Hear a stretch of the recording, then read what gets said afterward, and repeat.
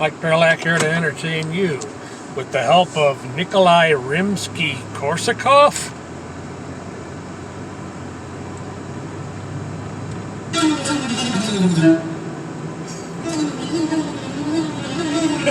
Actually, that's Yo-Yo Man and Bobby Mcferrin.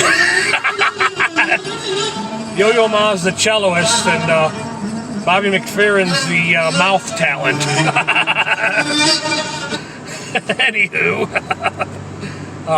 even people who aren't familiar with classical music know Flight of the Bumblebee. So I decided to get another one out there and just talk about the music I've been listening to.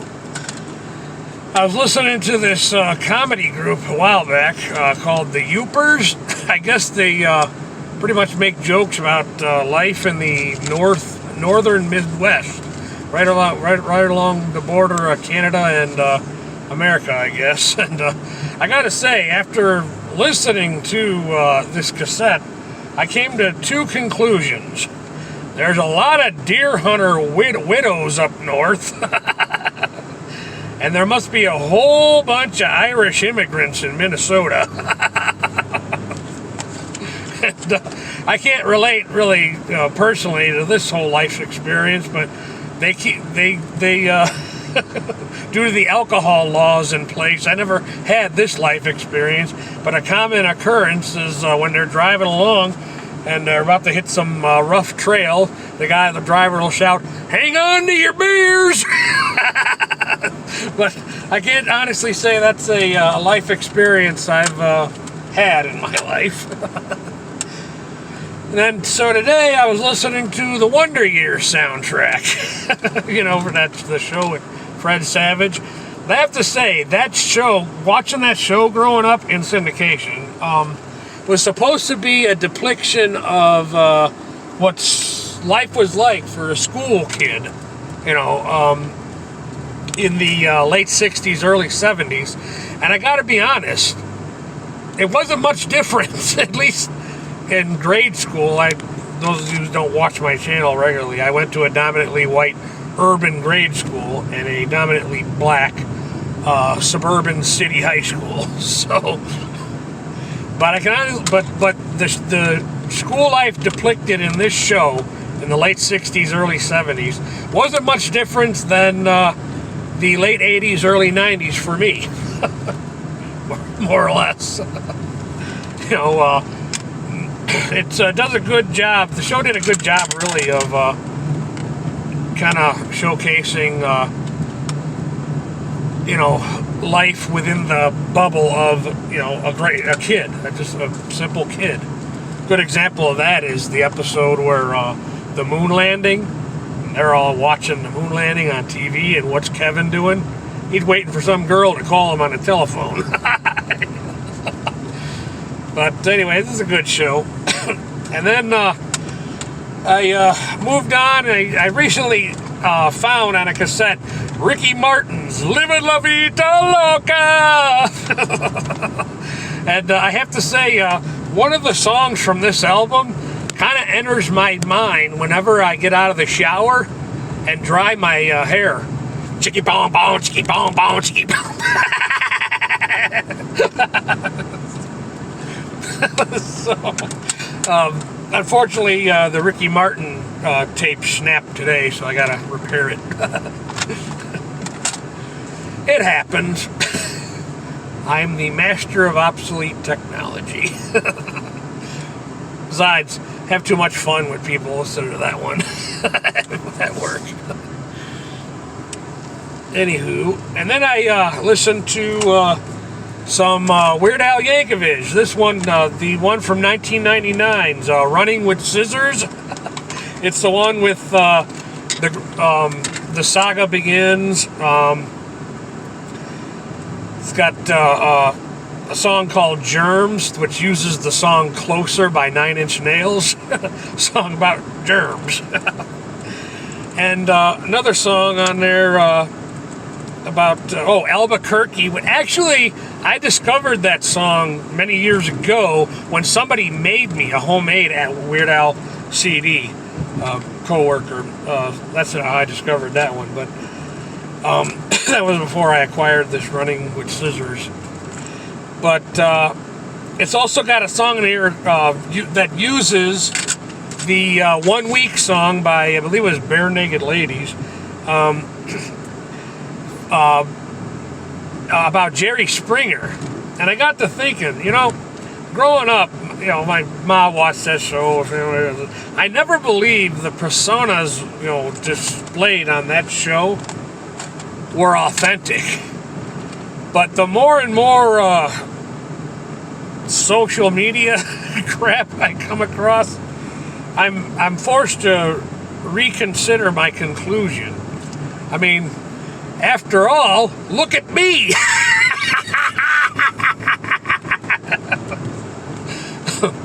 But Weird Al Yankovic, his band, he really does have to have a damn good group of musicians, because for what he does, you figure his band has to be able to incorporate all types of music, past, present, and future, to do what they do.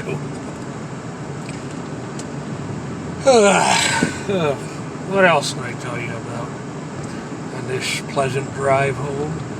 Oh, I need to laugh more, so I've been looking for things that I know are guaranteed to make me laugh. So I started looking up some Rodney Dangerfields, and I thought I heard all his stuff. Honestly, all his one-liners, I thought I heard them all, but apparently I didn't. Apparently he was on Johnny Carson.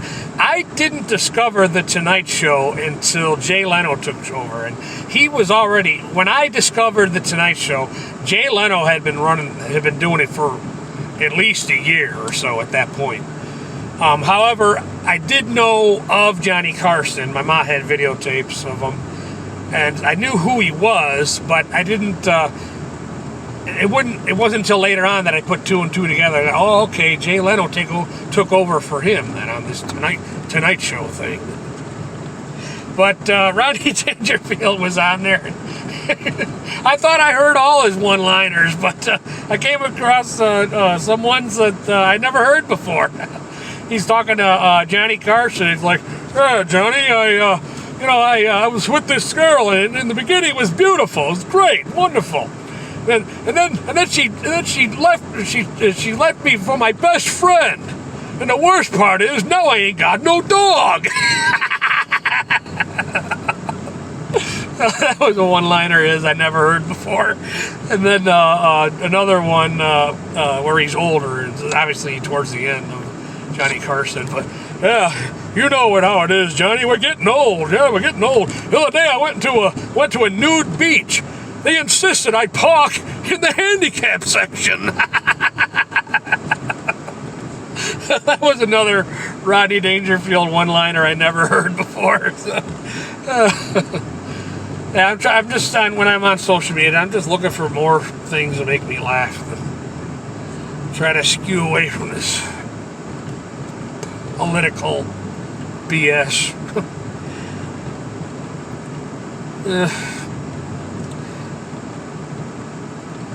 What else can I tell you about? Oh, I'll probably check it out tonight. Minty, the English YouTuber, bald head, always wears sunglasses in his video. He posted a video about the RoboCop 2014 remake movie. Because apparently I wasn't the only one who commented in the section of his RoboCop 3 video, kind of defending the 2014 movie.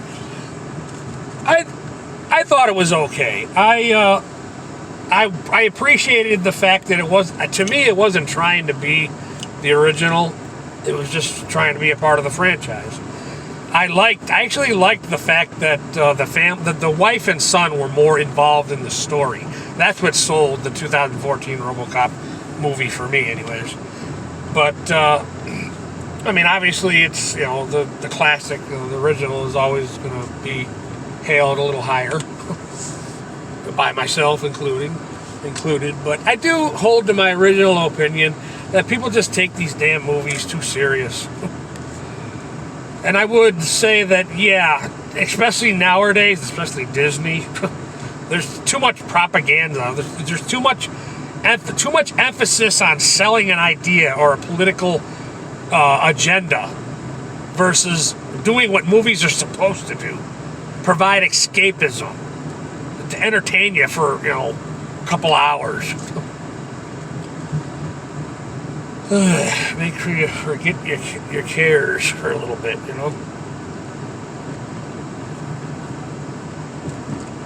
Alright, well, I guess that'll do it for this one.